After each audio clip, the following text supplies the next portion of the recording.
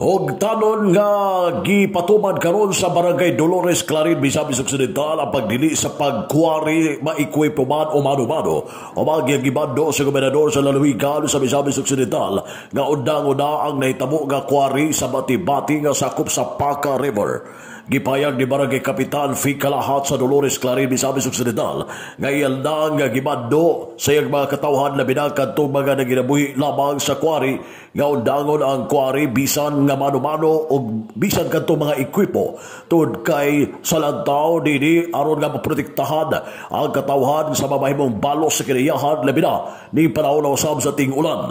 Matod pa ni Kapitan Kalahat nga bisan apektado ang panginabuhian sa mga nanimuyo doon sa Suba kay kiniman ang kasagaran nga gikuhaan sa matag adlaw nila nga panginabuhian apan ang pagpangwari hugtanon nga gipatuman karon sila barangay ang maong pagdili sa kwaring sa tanang klase sa pagpangwari. Maisip man nga illegal magyapo kini kay wala may permit gikan sa DNR ang kanaghana sa mga bihimo sa pagkwari sa maong Paca River o nga plano sa barangay nga aron masiguro nga walay may tabo nga kwari iya kini pagabantayan og bipat ang Bati-Bati River.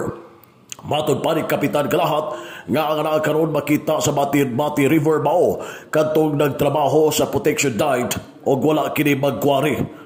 Gisiguro nini nga adto sa iyang mga katawhan nga ang barangay naghuna-huna usab alang sa kayuhan sa kinabagan. Sa pagkakaroon, iya na usab gipahibalo ang mga apektado nga mga mangwarihay di na usab sa 50 ka mga individual ang iyang giadtuan na kipnakan tumupalit og mga balas o grabas kay aron nga walay mo balik sa pagpangwari samtang gimando ang maong kamanduan sa gobernador sa Misamis Occidental Governor Henry Wominal ang pagpahulong sa maong kwari. Sumala pa ni Kapitan Fing nga iya giyon nga barangay ang giadras sa gobernador aron masutag maundag na ang tanang klase sa kwaring nga nahitabo doon sa Bati-Bati nga sakop sa Paca River. Ari ang tibig kamay payag ni Barangay Kapitan Fi Kalahat sa Dolores, Clarin, Misamis Occidental. Nga diin nagpadangat siya kanato og usa ka order kabahin sa cease and desist sa pagpaundang sa sand and gravel nga quarrying. Okay. Subot pasabot na ay nagyaw gihapoy nagkuari sa kiniga Paca River, Kapitan, sa ako mismo sa mga barangay.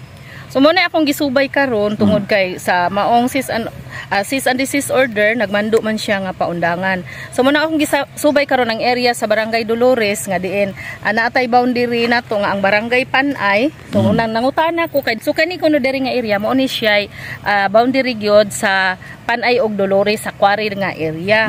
Kay kana diha kani adto hinuon jud diha dapita murag sa akong napaminawan sakop gyud na dihang dapita sa Barangay Dolores pa. Pero sa pagkakaroon kay ang mga katawhan naa naman gud kanang sa boundary nagpasakop gyud na sila sa Panay. So unang ang nagpabilin kini diri nga area mao ni sakop sa Barangay Dolores nya ang mando ni governor nga paundangan ang quarry dinhi sa Bati-Bati area which is kani siya nga area diri mao ni ang Bati-Bati area mao ni ang Bati-Bati area. Pero kada diha dapita mao ni sakop sa Barangay Dolores then ang kini po diri nga area nasakop na siya sa Barangay Panay. So kung imong makita naay nagtrabaho karon dinha sa kanang river control naay mga bato. So kining mga bato diri nga nagtapok-tapok dili ni siya quarry kun dili mga anod ni siya sa katong pagbaha. Then gipangayo nila kay kani nga diri nga area sakop man ni sa ilaha ka Mr. and Mrs. Makiling. Dayon nananghid sila sa tagiya nga pwede ba kuhaon nila ning mga dagkong bato kay mo ilang i-reprap din ha sa gigamit sa kanang gigamit pod nila sa river control. Sa river control. So pero wala gid na nila ibaligya gani pwede nimo ma-interview niya ang kanang mismong tag-iya nga wala gid kuno nila na gibaligya kay ako man gipangutana kay basin og gibaligya pod nila mo nang na mahulog maghapon siya illegal quarrying baron kay kuan man nabaligya man niya pero ningon sila wala gyud sila gidawat nga kwarta tungod kay ilang gilantaw nga proyekto man pud siya nga makapanalipod pud sa ilahang kinabuhi diha kun naay mahitabo nga dakong pagbaha. Okay. Pero gibando gyud mismo sa gobernador kay ipahunong bisan pa katong mano-mano no kay kasagaran panginabuhian diri sa Dolores o mga dapli sa Suba quarrying man gyud no. Pero unsa man nila nga ilang panginabuhian maapektahan pod tinuod ka, maupod na usapod na sa ako ang gilantaw baya kay diri gyud mostly tinuod man gyud dili gyud ikalimod nga ang mga tao diri is nagsalig gyud sa quarry. Pero sa pagkakaron sa akong pangutana kay kaganiha pa kong buntag nagsuroy dito ko sa gikan sa Purok 1 kay makig-meeting unta ko pero wala man natapok ang mga tao.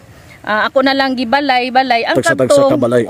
Ako na lang gikuan kanang gisubay katog yung nangutana ko kinsa gyud tigkwari diring dapita. So manong ako silang gipahayagan nga naa na tay disease order nga undangan jud ang pagkwari diri sa Bati-Bati area. So nagsulti sila nako nga dugay na daw nga wala na sila diri nagkwari. Gani ato pong makita nga wala po yung mga stock ditong dapita si Maba bisag ato tong subayon. Pero kaganihan natay nakita kun imo to na rin kun natay nakita dito dapit sa ubos pero panay area na to nga naay nagkuha didto nga og materials. Dunay truck gaganihan dunay truck kaganihan nga blue ang color. Kuha og mga bato gihapon or mga balas to siya. Pero dili to siya sakop sa Barangay Dolores kun dili sakop na siya sa Barangay Panay.